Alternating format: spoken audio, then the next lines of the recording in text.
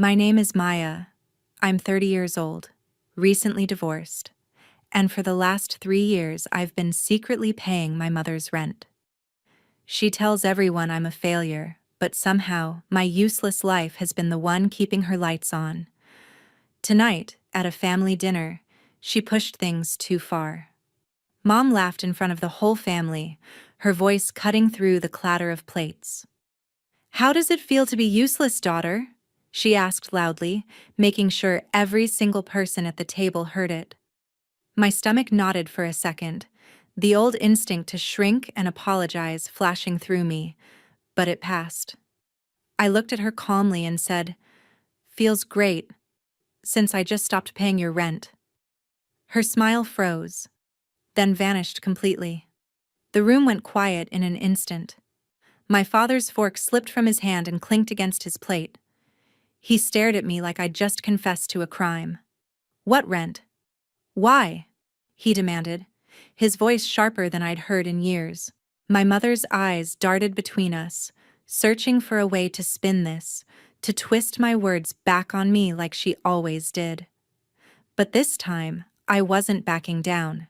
She had no idea this confrontation wasn't an accident. It was the moment I'd been planning for months, down to every word and every witness. What happened after that single sentence shocked everyone at the table and forced me to decide whether I'd finally break free or crawl back. For a second, nobody moved. It was like the whole table forgot how to breathe. Then my mother found her voice. "Don't be dramatic," she snapped, forcing a laugh that didn't quite land. "She's just joking. You know how sensitive she gets." I didn't let her finish. "I'm not joking," I said, keeping my eyes on my dad. "For 3 years, I've been paying her rent every month, out of my salary, out of my divorce settlement. She told me you couldn't handle the stress, so I kept quiet, but I'm done." That got his attention. My dad's face went from confused to pale, then to something I hadn't seen in a long time, pure, cold anger. "Is that true?" he asked my mother slowly. "Have you been taking money from her and not telling me?" Mom, her name is Diane, but in moments like this she's just Mom in my head, straightened in her chair, shoulders stiff. "Oh, please," she scoffed. "You know how she exaggerates. I needed a little help after my hours got cut. I didn't want to burden you, so I asked our daughter. That's what family does." "A little help?" I repeated, feeling the familiar heat rising in my chest. "Mom, I've paid your entire rent, utilities included, for 36 months. You called me crying, saying you'd be homeless without me.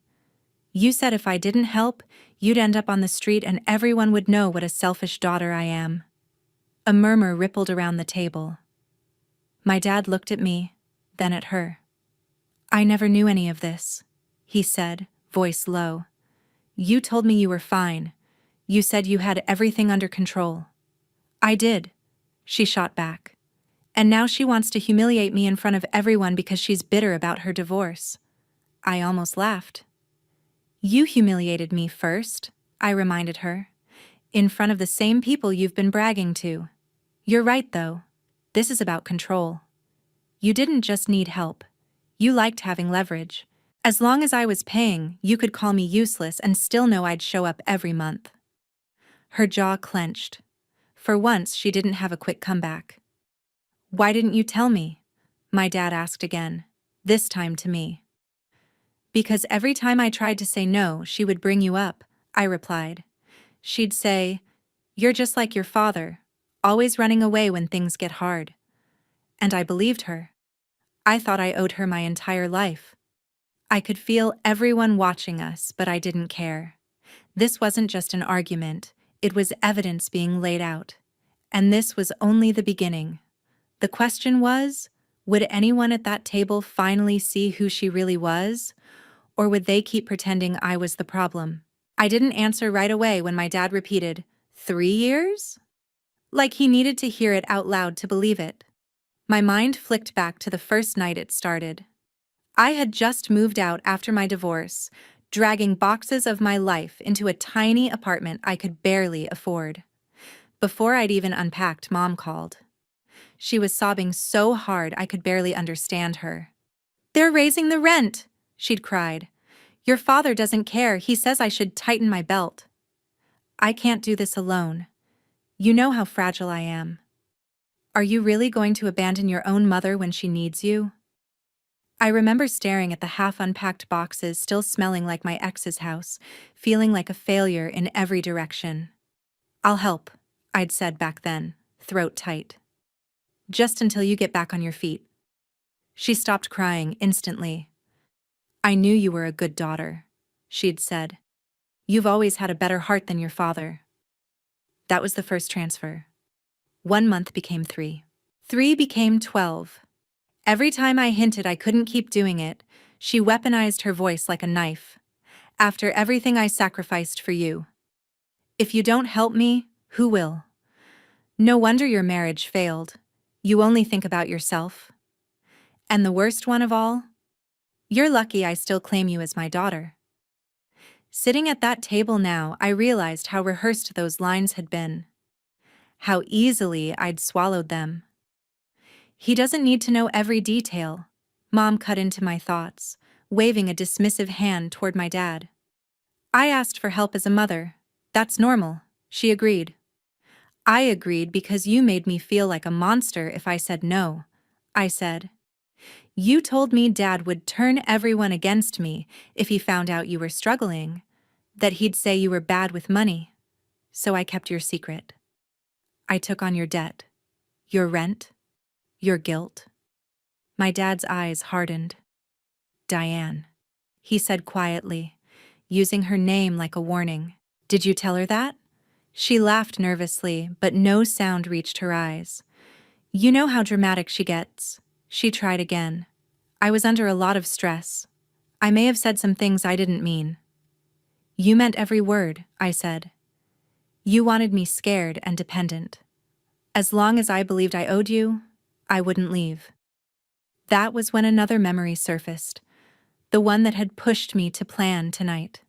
Last month, when my account overdrafted because the rent transfer went through the same day my car broke down. I'd called her panicking. Instead of sympathy, she'd said, "Well, if you managed your money better, you wouldn't be in this situation. Maybe you're just not cut out for adult life." That night, I'd stared at my bank app, then at the pile of receipts and messages between us. Something snapped. I printed everything. I saved screenshots, and I started recording the way she talked to me. I knew she would never stop as long as everything stayed hidden. "You want to talk about being useless?" I said now, feeling my voice steady. "I've been paying your rent, your internet, your electricity. I bailed you out on that emergency credit card bill too. And somehow, in every version of the story you tell people, I'm still the failure." She opened her mouth, but this time I was faster. "Tonight was never just a dinner," I said.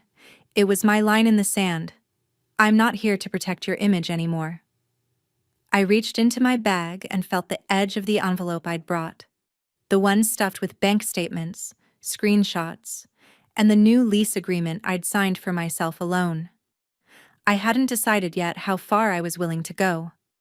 But after the way she laughed in my face, after all the years of being called useless while funding her life, that decision suddenly became a lot easier. Would I really dare to pull out everything in front of my dad, my relatives, and the people in this crowded restaurant, and finally show them who she'd been behind closed doors? The restaurant noise slowly crept back in, clinking glasses, low conversations, but at our table, it felt like time had stalled. My mother's eyes were on my hand as I pulled the thick envelope from my bag and set it down between us. "What is that?" she asked, her voice tight. "Proof," I said simply. "Of every transfer, every loan that never got paid back, every time you told me you had no one else." My dad reached for it, but Mom slapped her palm on top of the envelope. "Mark, don't," she said quickly. "This is ridiculous. She's overreacting. We can talk about this at home." I looked him straight in the eye. We already tried talking at home, I said. That's how we got here. She counts on private conversations so she can rewrite them later. That's why I brought this tonight. I needed witnesses. I could feel people at nearby tables glancing over, pretending not to listen. Normally, that would have made me shrink. Tonight, it made me feel stronger. Let them hear. Let them see her without the script. My dad gently, but firmly, slid the envelope out from under her hand. Papers spilled onto the table, highlighted bank statements, screenshots of messages where she'd promised just one more month, scribbled notes of dates and amounts. He flipped through them slowly. The silence was louder than any shouting. You told me your sister helped you with that card bill, he said, frowning at one page. You said your job covered the rent, that you were managing. Mom's smile looked like it had been painted on in a hurry. I didn't want to stress you, she insisted. You yelled the last time I mentioned money. I asked Maya because she offered. No, I cut in. You cried. You said if I didn't help, you'd just disappear, and it would be my fault. You told me not to tell him because he never cared. You made me carry everything alone. My dad's hand trembled slightly as he held the papers. He wasn't an emotional man, but I could see something breaking in him. Something that had already fractured years ago when their marriage first crumbled. Did you really tell her that about me? He asked. That I don't care? Mom's mask slipped for a second. I was upset, she muttered. You always make me out to be the villain. Do you know how hard it is, being the only one holding this family together? I almost choked. Holding it together? I repeated. You've been pulling the strings. You insult me in front of everyone, but behind the scenes you drain my accounts. You call me useless while living in an apartment I pay for. Her eyes snapped to me. Watch your tone, she hissed. I'm still your mother. Exactly, I said quietly. You're my mother. You were supposed to protect me, not turn me into your emergency fund. I could feel the anger boiling under my skin, but I kept my voice level. And just so we're clear, starting next month, your landlord will be calling you, not me. Her head jerked up. What? I already spoke to him, I said. I told him I won't be paying anymore. I also told him to take my name off anything it was never supposed to be on in the first place. Her face lost color. You wouldn't dare. I already did, I answered. That's why I said it feels great. For once, your consequences are yours.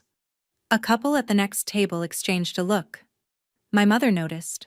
Her voice dropped, a new note of panic creeping in. People are staring, she whispered. You're embarrassing yourself. No, I said. I'm embarrassing you. And the fact that you care more about that than about what you've done says everything. My heart was pounding so hard I could feel it in my throat, but something inside me had gone strangely calm. There was no going back now. Maya, my dad said slowly, is this why you were always short on money? Why you turned down that trip? Why you sold your car? Mom jumped in. Oh, please, she's always been bad with money. You know how impulsive she is. She's just trying to blame me because it's easier than taking responsibility. I pulled my phone from my pocket, opened a folder, and placed its screen up on the table. These are recordings from the last few months, I said. Of our calls. Of the things you said when nobody else was around. Her eyes widened. You recorded me? I told you I was tired of feeling crazy, I replied. So I started keeping receipts. Literal and emotional. I wanted to make sure I wasn't imagining the way you talked to me. For the first time that night, she looked genuinely scared. Not angry. Not offended. Scared. You wouldn't play those, she whispered. Not in front of everyone. You're not that cruel.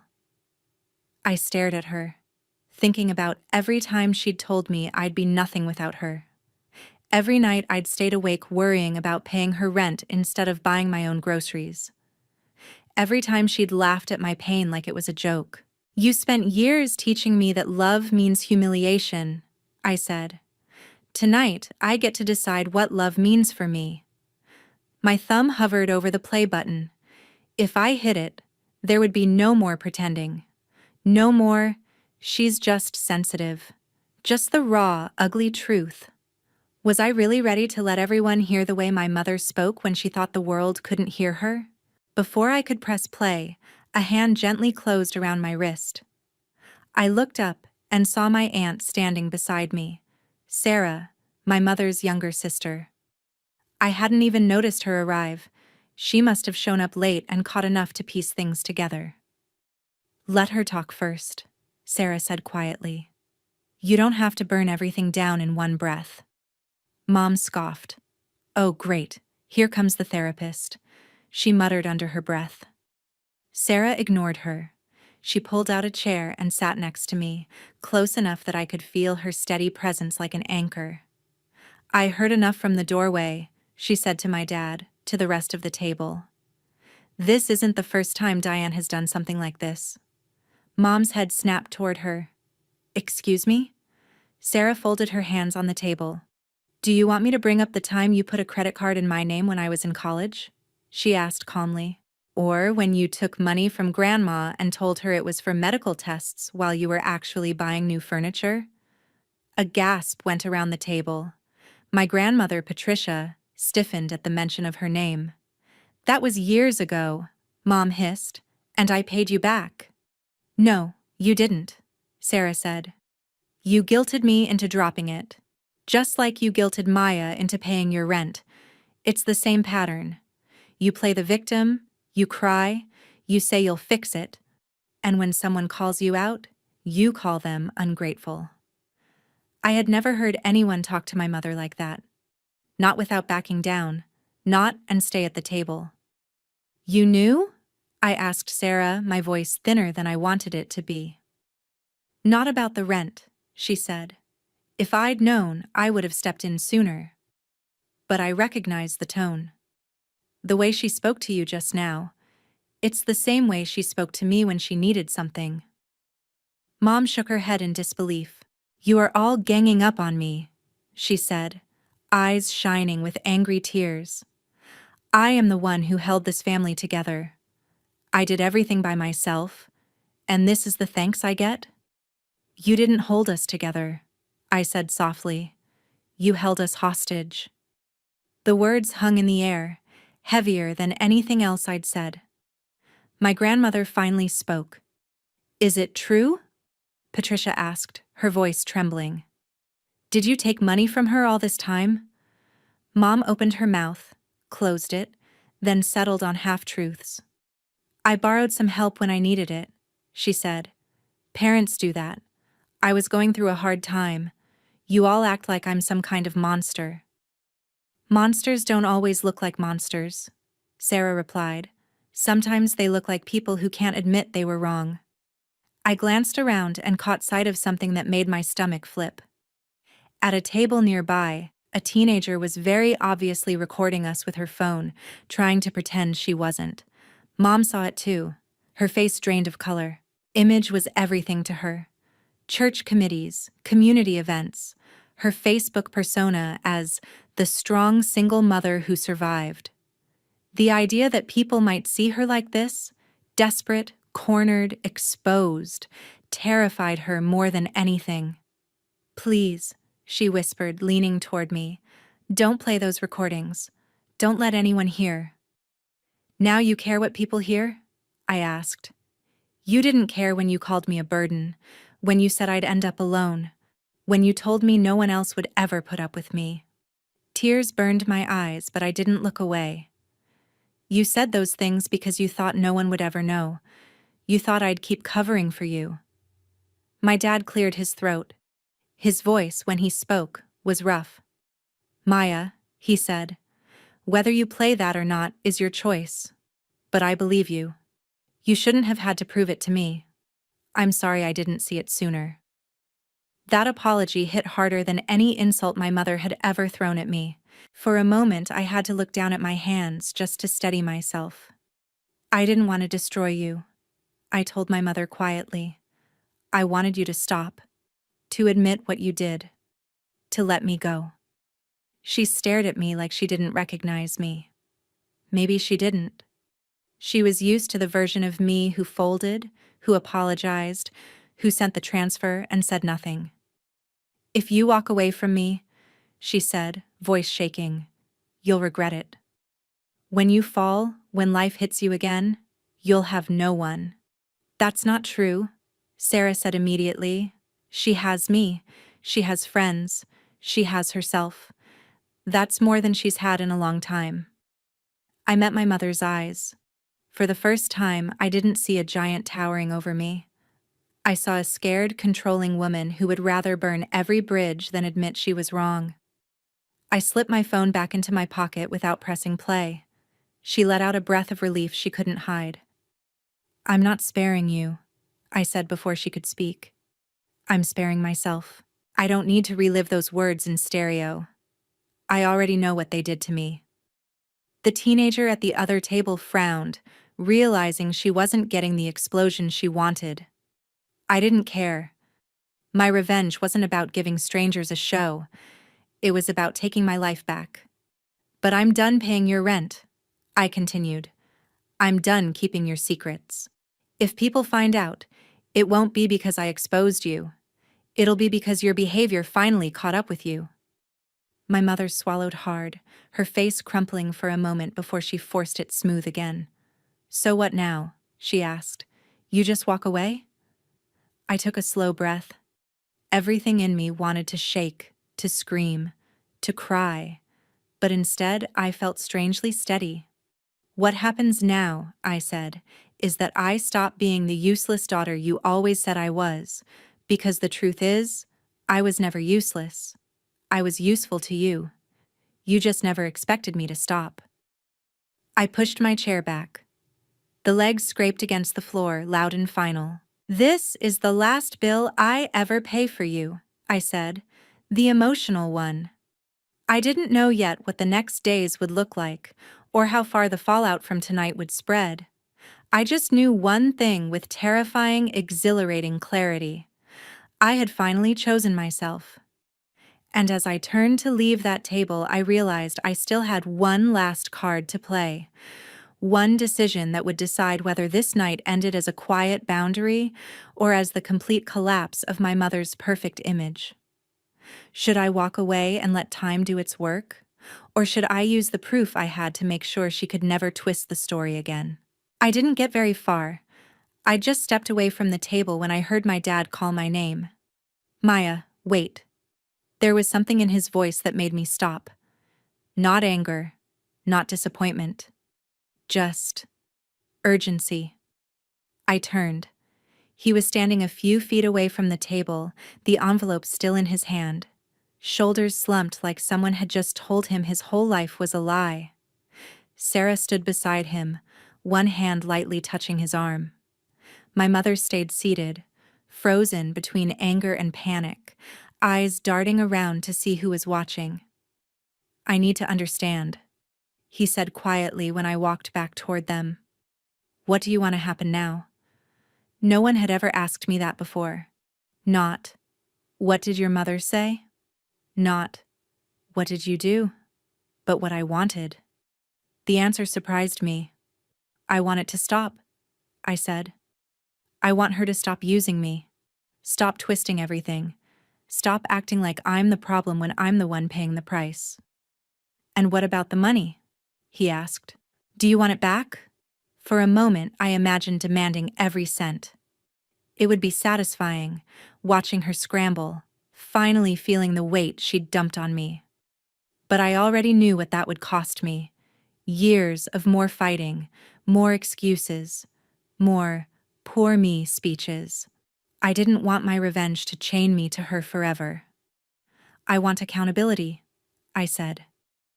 If she pays anything back, it should be because she chooses to, not because I'm chasing her. The real payback for me is not letting her do this again, Not to me, not to Sarah, not to anyone. Sarah nodded. We can help make that happen, she said, but it has to start with the truth. We went back to the table together. The air felt thick, like the whole restaurant had shifted a few degrees. My mother sat rigid, hands clasped so tightly her knuckles were white. Have we finished humiliating me? She asked coldly. Or do you want to read her diary out loud too? My dad sat down slowly, folding the papers back into the envelope. This isn't about humiliation, he said. This is about what you did. You lied to me. You lied to our daughter. You lied to your own mother and sister. You took money from all of them and made them feel guilty for not doing more. She let out a sharp laugh. Oh, please, like you never lied, like you're some saint. I'm not, he said. But I'm done pretending this is normal. He slid the envelope toward her. You're going to call your landlord tomorrow. You're going to tell him the payments won't be coming from Maya anymore, and you're going to work out a plan that doesn't involve our daughter's bank account. So you'll pay it? She snapped. Is that what this is about? You want to feel like a hero now? No, he said. I'm not paying it either. She stared at him, stunned. What? You got yourself into this, he said. You told all of us you were fine. You took money behind my back. You turned our daughter into your safety net. That ends now. If you need a cheaper place, you downsize. If you need help, you ask honestly. But this, he tapped the envelope, never happens again. Her face twisted. You can't do this to me, she said.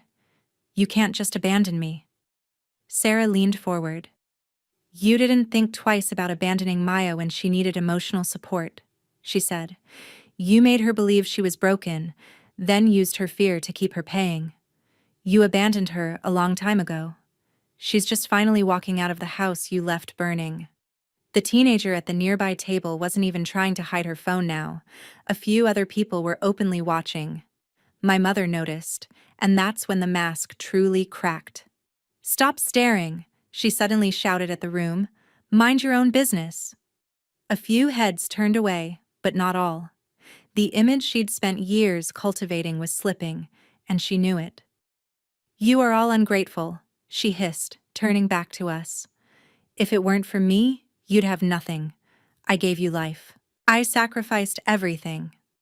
You sacrificed my peace, I said quietly. I'm taking it back.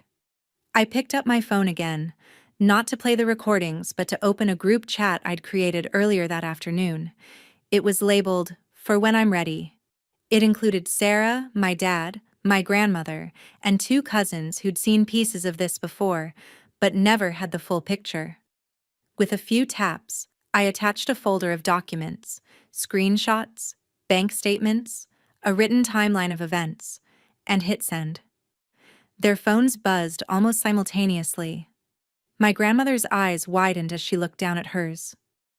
What is... Oh my God, she murmured. My mother's head snapped up. What did you do? I made sure the truth can't disappear anymore, I said.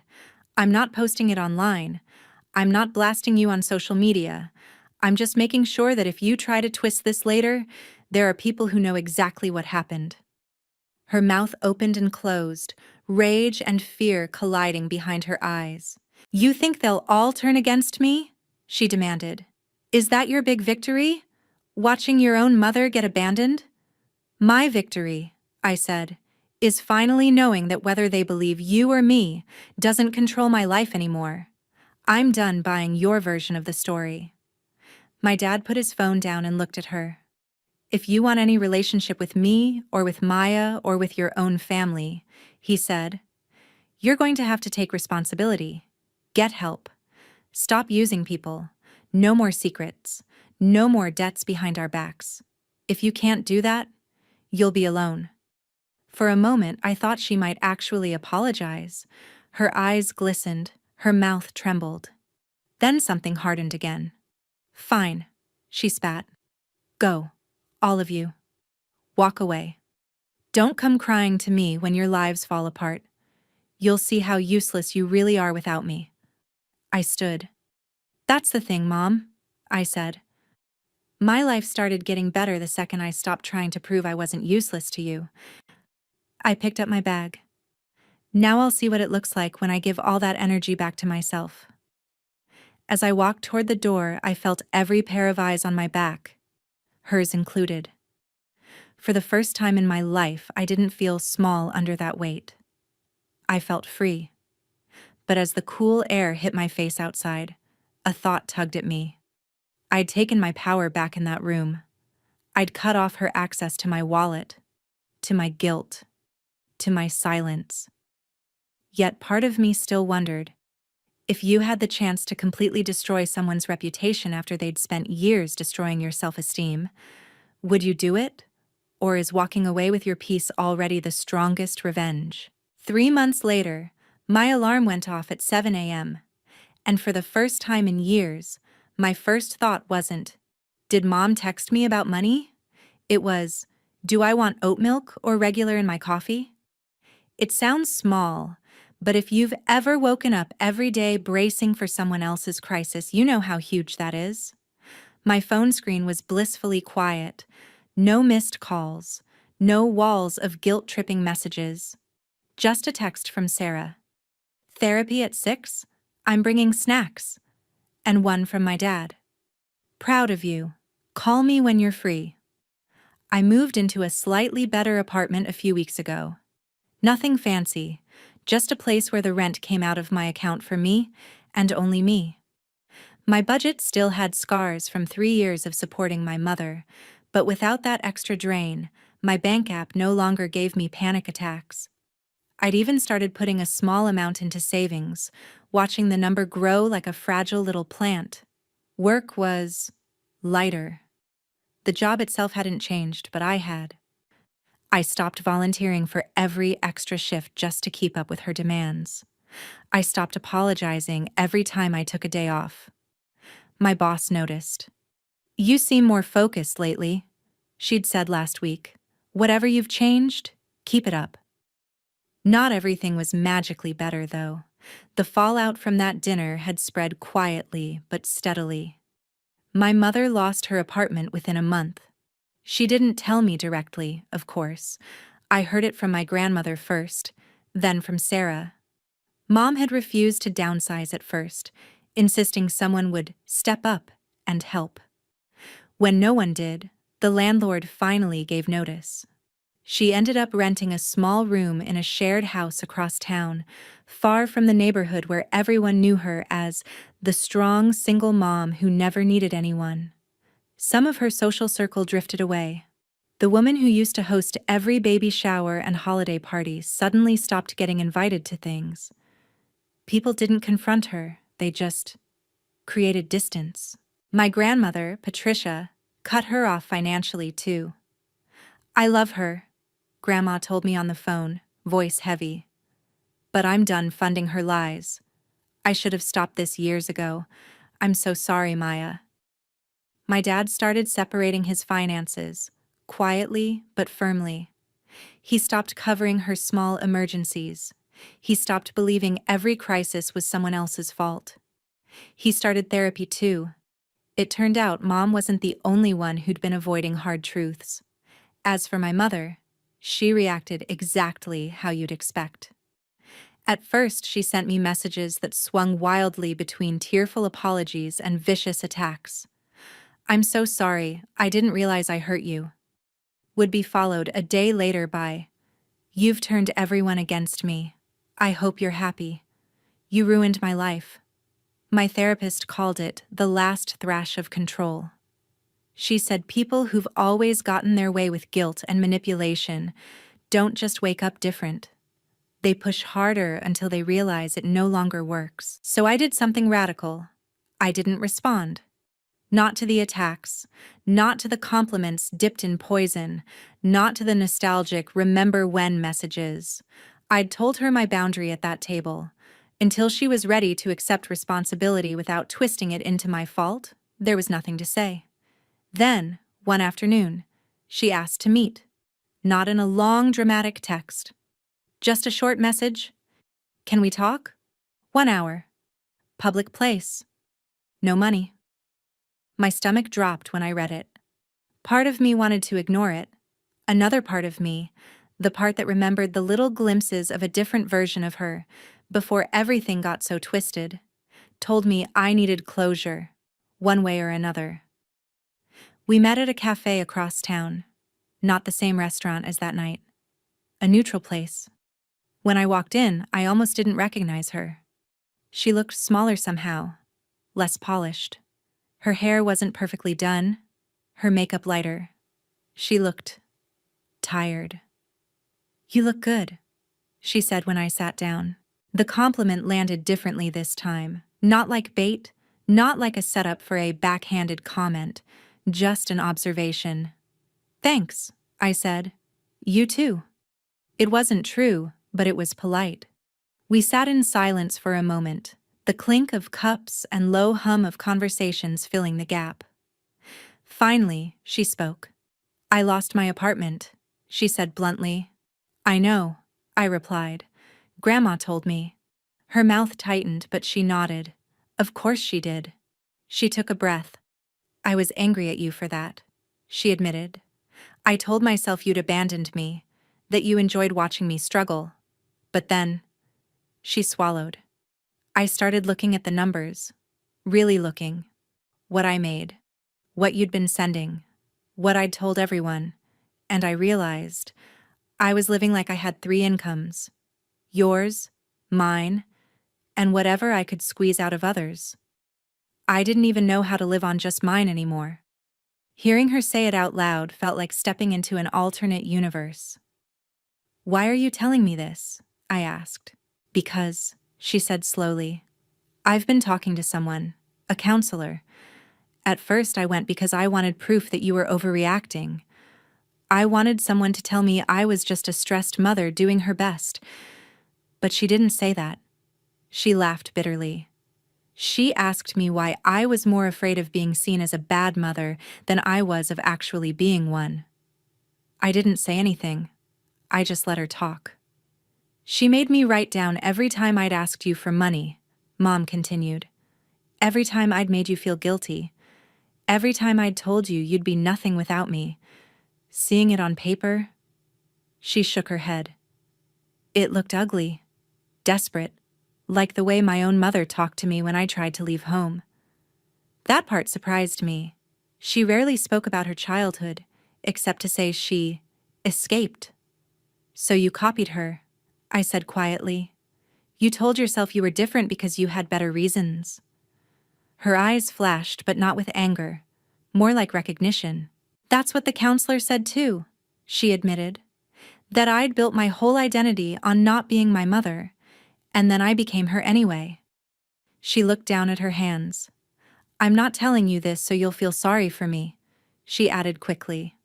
"I know I don't deserve that. I'm just trying not to lie anymore. Not to you.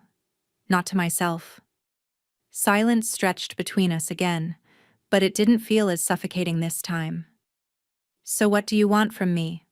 I finally asked. Because if this is leading to, "Can you help with my new place?" the answer is no. "I know," she said. "I'm not asking for money." She hesitated. "I'm asking for a chance. Not to go back to how things were. I know that's gone, but maybe someday to have something. A phone call that doesn't end in a fight. A coffee that isn't about bills. I don't expect it today or tomorrow. I just don't want the last word between us to be that dinner." I thought about that night. About her laugh, sharp and cruel. About the way my voice didn't shake when I finally said, "I stopped paying your rent." About the girl filming, the witnesses, the envelope on the table. I thought about the 3 months since then.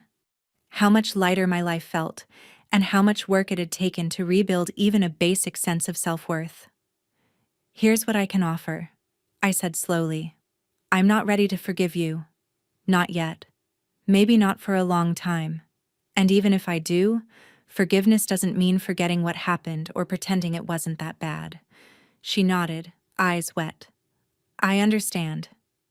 If you keep going to counseling, I continued, if you stop asking me for money, if you can talk to me without calling me names, without bringing up everything I've ever done wrong, then maybe we can start with small things.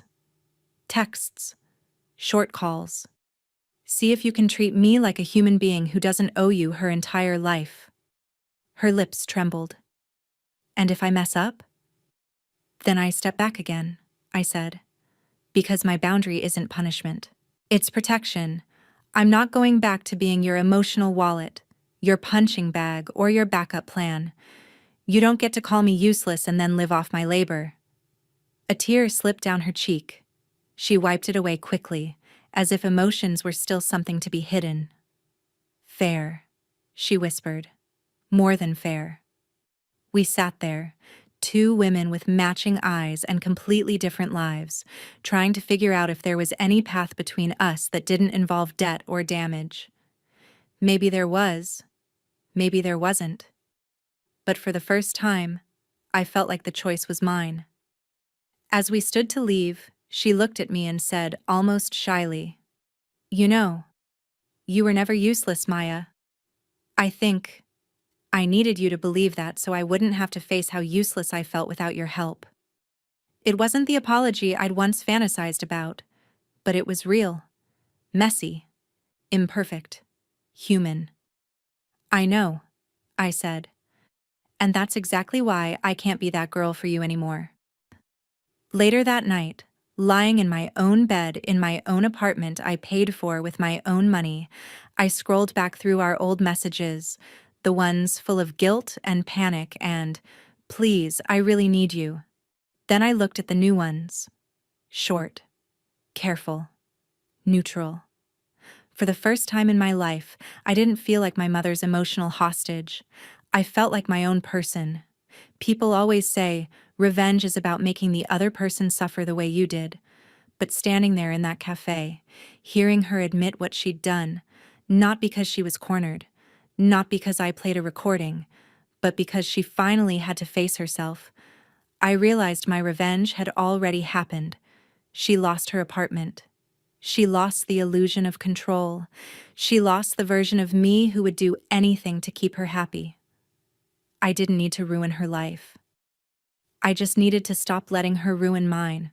So now I'll ask you, if your mom laughed in your face, called you useless, and lived off your sacrifices for years, would you burn her world down the moment you got the chance?